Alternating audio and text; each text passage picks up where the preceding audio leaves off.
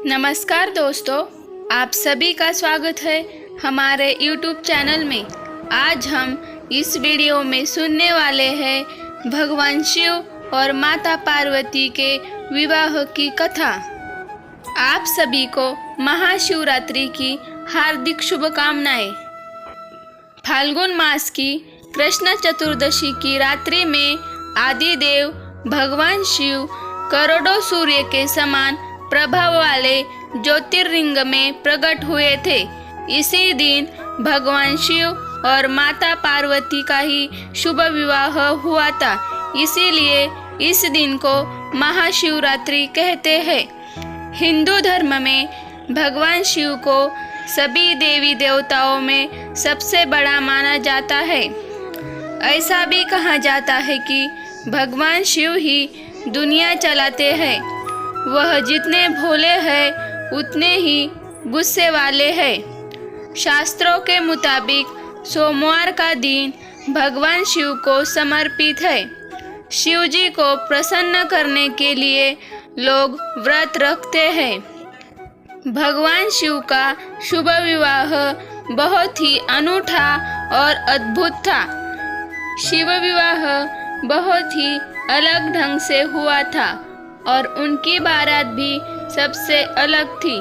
तो आइए जानते हैं शिव विवाह के बारे में।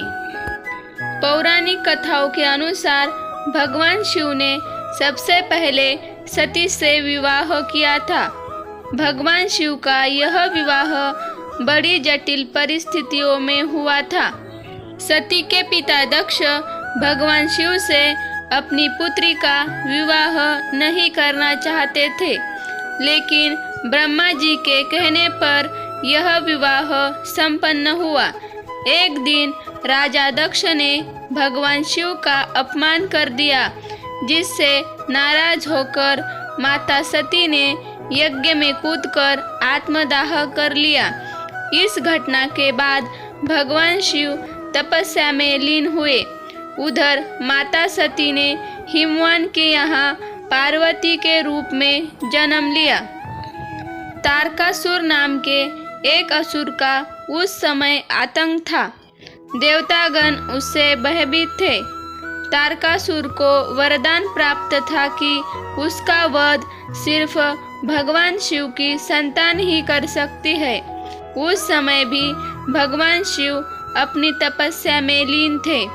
तब सभी देवताओं ने मिलकर शिव और पार्वती के विवाह की योजना बनाई। भगवान शिव की तपस्या को भंग करने के लिए कामदेव को भेजा गया, लेकिन कामदेव भस्म हुआ।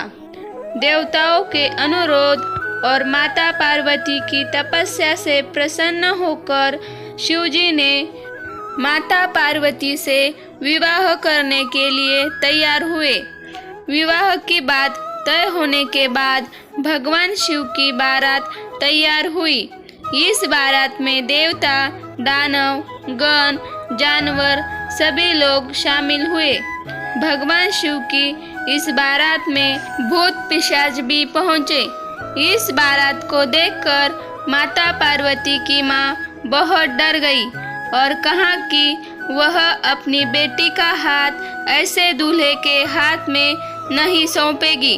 माता पार्वती ने स्थिति को बिगड़ते देखकर शिवजी से कहा कि वे हमारे रीति रिवाजों के अनुसार तैयार होकर आए।